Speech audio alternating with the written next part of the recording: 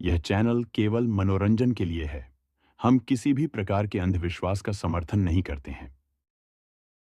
हम सब नानी के घर पर सीतामढ़ी रुकने गए हुए थे, जो बिहार में बसा हुआ एक छोटा सा गांव है। मैं, माँ और हमारे साथ मेरा छोटा भाई नितिन और छोटी बहन नीति भी थी। शाम के समय हम सब मिलकर घर के आंगन में खेल रहे थे। तभी मामी अपने हाथ में एक पूजा की थाली लेकर आई। उन्होंने घर की चौखट के बाहर जाकर दीवार और दरवाजे पर हल्दी के कुछ टीके लगाए और अपने हाथ पर हल्दी लगाकर दीवार पर उसकी छाप लगा दी। मुझे कुछ समझ नहीं आया तो मैंने मामी से पूछा, अरे मामी, ये आप क्या कर रही हो? घर के बाहर ये हल्दी के टीके क्यों लगा रही हो? तभी नानी अपनी लाठी के सहारे चलती हुई आंगन में आई। बेटा, आज रात अमावस की रात है। गांव में आज की रात काली शक्तियां भटकती रहती हैं, इसीलिए घर की सुरक्षा के लिए सब गांव वाले अपने घर के बाहर ये हल्दी के टीके लगाते हैं ताकि किसी भी काली शक्ति का साया घर पर ना पड़े। क्या नानी, आप भी? दुनिया कहां से कहां पहुंच गई है और आप अभी भी इन मनगढ़ंत बातों पर विश्वास करते हो? शहरों में तो कोई ऐसा कुछ नहीं करता, लेकिन फिर भी वहाँ ऐसा कुछ नहीं होता। लेकिन ये गांव है बेटा, यहाँ पर ये सब चीजें बहुत आम है। चलो अब तुम अंदर जाओ और सुबह होने तक अब कोई भी घर के बाहर नहीं निकलेगा। मुझे उस समय उन सब की बातें मंदगढ़ंत लग रही थी, इसलिए चुपचाप अंदर कमरे में चला गया। मामा जी भी उस दिन सूरज ढलते ही घर आ गए। गली के बच्चे जहाँ रात तक गली में खेलते रहते थे, आज शाम के 7 बजे ही वो गली भी एकदम सुनसान हो गई। गांव के लोग भी ना कितने डरपोक होते हैं। अमावस्या की रात की फालतू अफवाहों से सब अपने घरों में छिपकर बैठ गए। नहीं समीर भैया, ये सब अफवाहें नहीं है। गांव के बहुत से लोगों ने अमावस की रात को चुड़ैल, प्रेतों और डायनों को गांव में भटकते हुए देखा है। और हमारे घर के सामने वो जो पीपल का पेड़ है, सतीश काका ने तो पिछले साल अमावस की रात को उस पेड़ पर चुड़ैल को देख लिया था। उसके बाद उनकी जो हालत खराब हुई, पूरे 1 महीने में जाकर अपने बिस्तर से उठ पाए थे। अच्छा, तब तो अब मैं भी उस चुड़ैल को देखूंगा। मैं भी तो देखूं वो चुड़ैल तुम्हारे गांव वालों को ही दिखाई देती है या मुझे भी दिखेगी। आज रात में छत पर सोऊंगा और देखूंगा कि मुझे कोई चुड़ैल दिखती है या नहीं। वीर मेरे मामा जी का बेटा था। उसने मुझे समझाने की बहुत कोशिश की, लेकिन मुझे तो बस सबको झूठा साबित करना था। इसलिए मैंने छत पर सोने की जिद बांध ली। देखो भैया, मैं नहीं चाहता कि आपको कुछ हो। अगर आप मेरी बात नहीं मानोगे तो मैं सबको बता दूंगा, फिर कोई आपको छत पर नहीं जाने देगा। वीर की इस बात से मैं समझ गया कि अगर इसके सामने मैं छत पर गया तो कोई मुझे छत पर जाने नहीं देगा। अच्छा ठीक है, नहीं जाऊंगा मैं छत पर, तू निश्चिंत रह। मैंने वीर को ऐसा विश्वास दिलाया और उसके साथ कमरे में जाकर सोने की एक्टिंग करने लगा। उसी कमरे में हमारे साथ मेरा छोटा भाई नितिन भी सोया हुआ था। थोड़ी देर बाद वो दोनों बातें करते करते गहरी नींद में सो गए। मैंने अपना फोन लिया और चुपके से दबे पांव सीढ़ियों से होता हुआ एक चटाई लेकर छत पर चला गया। मैंने छत पर चटाई बिछाई और उस पर लेट गया। मेरा चेहरा गली की तरफ था। छत पर जो 4 दीवारें बनी हुई थी, उसमें बहुत सारे खाने बने हुए थे, जैसे अक्सर पहले के घरों में बने होते थे, जिससे बाहर का नजारा बिल्कुल साफ दिखाई देता था। रात अमावस्या की थी तो चांद की कोई रोशनी नहीं थी, लेकिन घर के सामने जो पीपल का पेड़ था, उसके नीचे बहुत सारे दिए जले हुए थे, जिन्हें गली मोहल्ले के लोगों ने ही जलाया था। मैं बहुत देर तक एकटक उसी पीपल के पेड़ की तरफ देखता रहा, लेकिन मुझे कुछ भी दिखाई नहीं दिया। तो मैं बोर होकर अपने फोन में गेम खेलने लगा। मुझे छत पर आए लगभग 1 घंटा बीत गया था। रात के लगभग 1:30 बज गए थे। मुझे हल्की हल्की ठंड लगनी शुरू हुई तो मैंने सोचा कि नीचे चला जाता हूं। मैं चटाई से उठने ही वाला था कि तभी मुझे लगा कि मेरे पीछे से अभी अभी कोई चल कर गया है। मुझे लगा कि शायद नीचे किसी को मेरे छत पर होने का पता चल गया है और शायद मामा जी मुझे बुलाने के लिए छत पर आए हैं। मैं पीछे मुड़ा, लेकिन देखा कि छत पर तो कोई है ही नहीं। तभी मुझे फिर से लगा कि इस बार फिर से कोई तेजी से चलता हुआ मेरे पीछे से गुजरा है। मैं जैसे ही पीछे मुड़ा तो मुझे लगा कि अभी यहां पर कोई था, जो अचानक से कहीं गायब हो गया। मैं हक्का बक्का डर गया। मेरे दिल की धड़कन भी तेज हो गई थी। एक बार तो मैंने सोचा कि मैं नीचे चला जाऊं। मेरी वहां से हिलने की भी हिम्मत नहीं हो रही थी, लेकिन फिर भी मैं हिम्मत करते हुए उठने के लिए मुड़ा। तभी मेरी नजर सामने की सीढ़ियों पर पड़ी। अंधेरे में कुछ साफ दिखाई तो नहीं दिया, लेकिन मैं जानता हूं कि वहां पर कोई खड़ा था। वो कोई परिवार वाला नहीं था।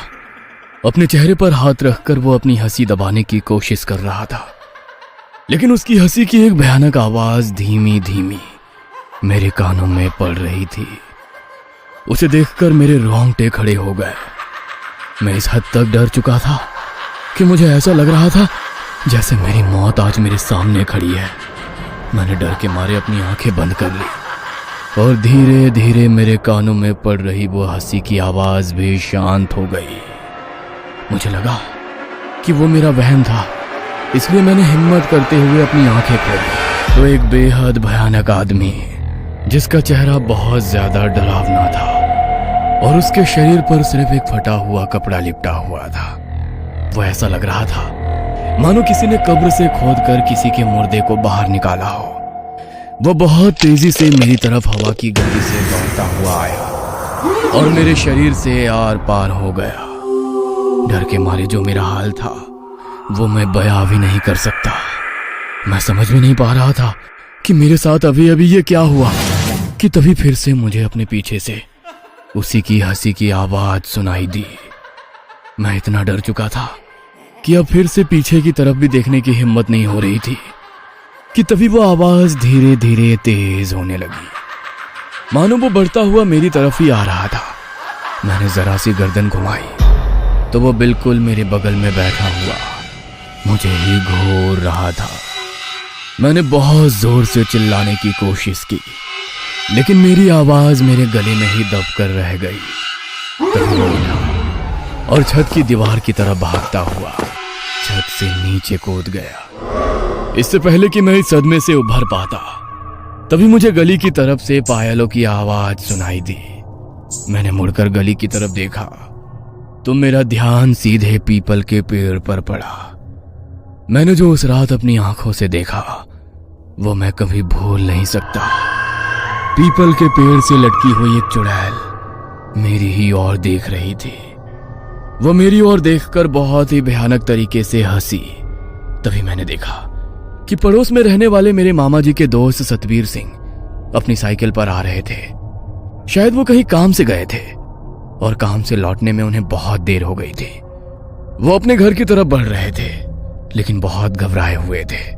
तभी वो साइकिल चलाते हुए उसी पीपल के पेड़ के पास पहुंचे। मैंने देखा कि अब वो चुड़ैल वहां पर नहीं है, पर सतबीर मामा जी को वहां पर देखकर मेरी रूह कांप रही थी। मैं जानता था कि वो मामा जी को नुकसान जरूर पहुंचाएगी। मैंने डर के मारे कुछ पलों के लिए अपनी आंखें झपका ली, लेकिन जब दोबारा आंखें खोलकर देखा तो ना तो वहां पर सतबीर मामा जी थे और ना ही वो चुड़ैल पेड़ पर लटकी हुई थी। मुझे लगा कि अब सब कुछ बिल्कुल शांत हो गया है और सतबीर मामा जी भी अपने घर पहुंच गए हैं। मैं थोड़ा निश्चिंत हो गया, लेकिन तभी मुझे गली से एक अजीब सी आवाज सुनाई दी। मैंने चार दीवारी के उन खानों से पीछे गली की तरफ देखा तो वही चुड़ैल अपने हाथ में किसी के मांस का टुकड़ा लिए खाती हुई भाग रही थी। उस मांस के टुकड़े से खून गिरकर नीचे फैल रहा था। उसने मुझे भयानक तरीके से हंसते हुए देखा और मानो तेजी से दौड़ती हुई हमारे घर की तरफ आने लगी। मैं इससे ज्यादा बर्दाश्त नहीं कर सकता था, इसलिए डर के मारे मैं वहीं बेहोश हो गया। तभी थोड़ी देर बाद मेरे कानों में किसी की आवाज पड़ी। वो आवाज मेरी छोटी बहन नीति की थी। उसकी आवाज सुनकर मेरी आंख खुल गई। मैंने समय देखा तो 3 बज रहे थे। मैंने गली की तरफ देखा तो वो चुड़ैल अभी भी पेड़ पर उल्टी लटकी हुई मेरी तरफ देख रही थी। नीति ने मेरी तरफ देखते हुए मुझसे कहा, आप पूरी रात छत पर ही सो रहे थे क्या भैया? मुझे तो छत से बहुत अजीब अजीब आवाजें आ रही थी। मैं डरकर आपके कमरे में गई तो देखा आप वहाँ नहीं हो। मुझे लगा कि शायद आप छत पर होगे तो मैं ऊपर आ गई। अगर किसी को पता चल गया कि आप छत पर हो तो आपको बहुत डांट पड़ेगी। जल्दी से नीचे चलो। अब मुझे खुद से ज्यादा नीति की चिंता हो रही थी। मैं अपने लिए तो नीचे जाने की हिम्मत नहीं जुटा पा रहा था, लेकिन नीति को देखकर मेरे अंदर हिम्मत आ गई। मैंने उसका हाथ पकड़ा और उसे लेकर सीधा नीचे चला गया। नीचे जाकर देखा तो नानी जी अपने कमरे में भगवान के सामने जोत जलाकर पाठ कर रही थी। इसी बीच मेरा ध्यान गया कि नीति वहां नहीं है। मैंने नीति को ढूंढा लेकिन वो मुझे नहीं मिली। मैं बहुत बुरी तरह डर गया। मैं नीति को देखने के लिए जब अंदर कमरे में गया तो वो तो माँ के साथ गहरी नींद में सो रही थी। तो जो मुझे ऊपर बुलाने आई वो कौन थी? इससे पहले कि मैं कुछ और सोच समझ पाता, नानी माँ आई और मेरे माथे पर तिलक लगा दिया और बड़े ही चिंता भरे भाव से उन्होंने कहा, आज कुछ तो अनहोनी हुई है, वरना इतनी रात गए मेरा मन इतना बेचैन नहीं होता। ये समय पूजा पाठ करने का नहीं है। कोई हम पर वार करना चाहता है। किसी बुरी शक्ति का आभास हो रहा था मुझे, इसीलिए देवी माँ की आरती की। लेकिन तू इस समय यहाँ पर क्या कर रहा है? जाकर अपने कमरे में सो जा। नानी माँ की बातें सुनकर मुझे कुछ कुछ बात समझ में आ गई थी कि जो मुझे ऊपर बुलाने आई वो कोई और नहीं, शायद खुद देवी माँ थी जिन्होंने उस रात मेरी रक्षा की। मैं सीधे नानी माँ के कमरे में गया और देवी माँ के सामने जल रही ज्योति के सामने अपना सर झुकाया। मेरी आंखों से आंसू बह रहे थे। आज शायद मेरी जिंदगी की आखिरी रात थी, लेकिन भगवान ने मुझे बचा लिया। मैं बहुत डरा हुआ था। मैं सीधे अपने कमरे में गया और अपने छोटे भाई नितिन से लिपट कर सो गया। अगले दिन सुबह जब मेरी आंख खुली तो पड़ोस से लोगों के रोने की आवाज आ रही थी। तब मुझे पता चला कि कल रात सतबीर मामा जी चल बसे और उनका पार्थिव शरीर उसी पीपल के पेड़ से लटका हुआ मिला। यह सुनकर मेरे रोंगटे खड़े हो गए और मुझे पूरा यकीन हो गया कि कल रात मैंने जो देखा वो कोई मेरा भ्रम नहीं था। उस रात के बाद मुझे यकीन हो गया कि भूत प्रेत सच में होते हैं और इन शक्तियों पर संदेह करने की गलती हमें कभी भी नहीं करनी चाहिए।